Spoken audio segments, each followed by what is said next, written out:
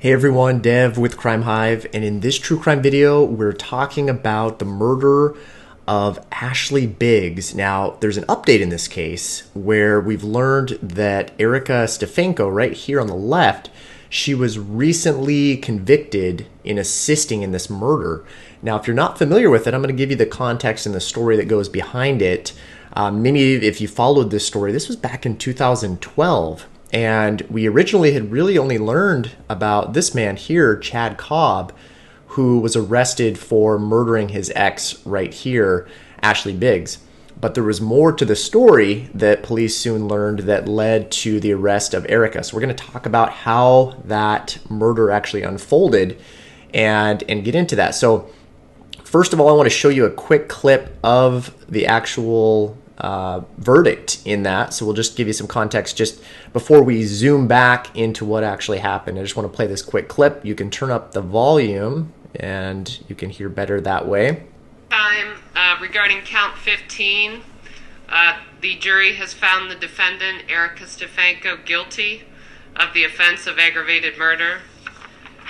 Signed by all 12, dated the 25th day of November 2020. Okay, so we know that she was just considered arrested, just the verdict guilty just as of November 25th, 2020. Now, she's looking at a sentencing here of January 2021. So we'll keep you posted on that update as well. And she was arrested just a year before, November 2019. That's when detectives really learned about her involvement in this case, and that's when she was arrested.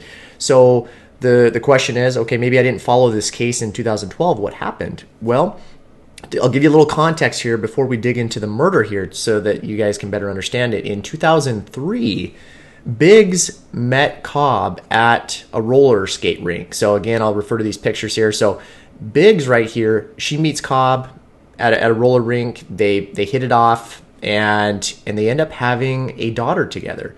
So, and I mentioned that because that's really the root of this murder, is we're talking about a custody battle that unfolds. So a daughter's born in 2005, though. She leaves Cobb and she joins the military and she kind of just builds a new life. And then soon after, in December of 2006, Cobb then meets Stefanko and they start their own family. So you've got Stefanko here, who now comes into the picture, starts a family with Cobb.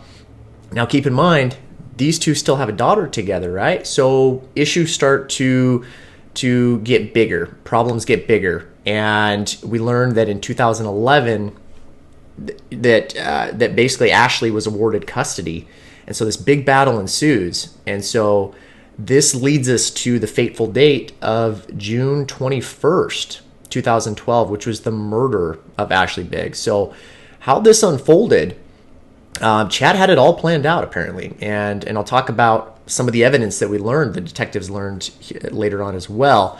And as much as he had it planned out, he was arrested quite quickly in this case. And so what happened was, in the planning process, the detectives learned in this case is you've got Stefanko, who actually ends up calling the Domino's place where you've got Biggs working at. So Biggs is working as a pizza delivery driver, and so they do a ruse. Cobb and Stefanko have this ruse where Stefanko calls up, orders a fake pizza, and they have it delivered to a business that wasn't even open. This was about midnight, so it actually led into June 21st, 2012.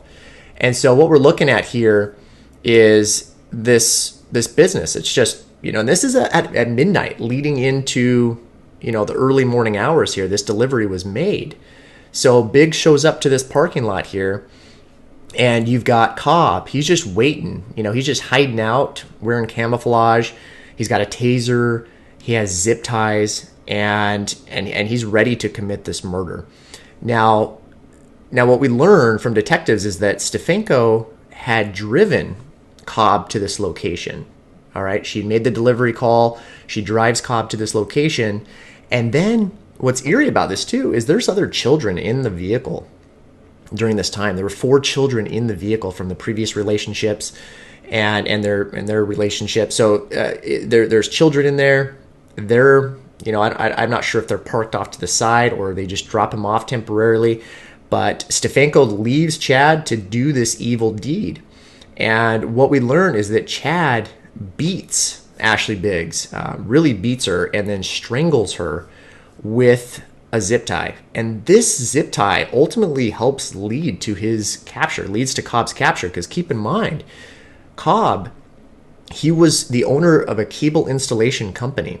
And what's commonly used are not just normal zip ties. We're talking about these 48-inch zip ties that are commonly used. And, just to show you a picture here, these kind of zip ties here are used, in cabling. And so this isn't just a normal zip tie. And just keep in mind, with these zip ties, and I'll show you a quick image here, there's numbers on these typically. So there's tracking for these types of zip ties that you can see. And so that helped investigators quickly arrest Chad. Chad used this zip tie to strangle Ashley Biggs. All right. So this was a very vicious, up close, personal murder. And then he throws her in the trunk of her own car. And then he gets in her car. He drives to just an empty cornfield near his grandparents' house, which is where he would end up being arrested. Police would later arrive. He was hiding out in the woods nearby, which is obviously suspicious there. And he was questioned and then shortly arrested afterward. So and if you're wondering what area this is in, we're looking at just south of Cleveland. It's kind of in the Akron area in Summit County, Ohio is where this takes place.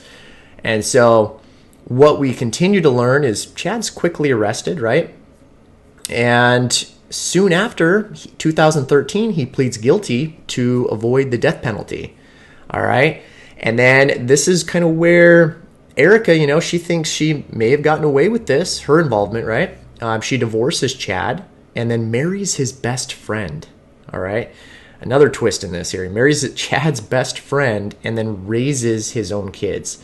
So Chad is boiling. Okay. Everything he has done is for his children, right? His daughter in this custody battle. And he wants to see his children while he's in prison. He's starting to get denied these visits from Erica. And so he decides he wants to cooperate with detectives. And this is where we learn some new information in this case.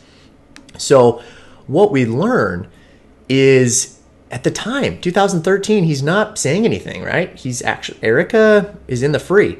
But we learn about this secret recording, an audio recording in March of 2014 with Chad's mother, Cindy, and Erica.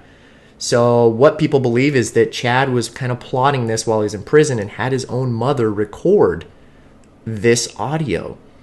And you hear some startling admissions from this audio. And I'll just show you a couple of things in this article that I found. She would say things like, every time I hear a siren, I think they're coming for me. She would say, I carried out my part. I did exactly what he told me to do. She admits to essentially not just making the call, but she admits to driving and following Chad when Chad ended up, disposing of Ashley's body in the cornfield. And then what's interesting as well is she then drove Chad back to the initial crime scene. But what we learn is police apparently had already on scene. There was blood all over the pavement that Chad had not cleaned up. And so they kept driving. They saw police and they kept driving towards the grandparents' house. They weren't able to clean up the crime scene. And she was going to help him clean that up. And so those are the kind of things you learn from this 3-hour audio. And I'm not going to play that audio. I'm sure I could find it. If some of you have access to that audio or you found it, comment below. Now, what do you think about this, learning what we've learned here with Stefanko? Comment below. Let me know your thoughts. Love to hear that. And then a couple other things that I'll mention here was in 2017, that's when Cobb was upset he couldn't see his children, decides to cooperate, and then November 2019, going back to where Erica was arrested for the luring and assisting to cover up in this crime. So pretty interesting case. It comes back to full circle here. Again, 2012, but I wanted to give this update because we've just now learned that Erica was found guilty in a 2012 case. It just goes to show you, how these cold cases, they never die. I mean, there's so many arrests we're hearing about now. You're seeing these 70, 80, 90-year-old people being arrested for some of these cold cases. They don't die. And there's a lot more that could be solved, and there are going to be more with the way technology is. So anyway, I hope you enjoyed this true crime video. This is Dev with Crime Hive. I will be back with another video. Please subscribe if you haven't already. Continue to follow me on these cases, and we'll see you in another video soon. Take care.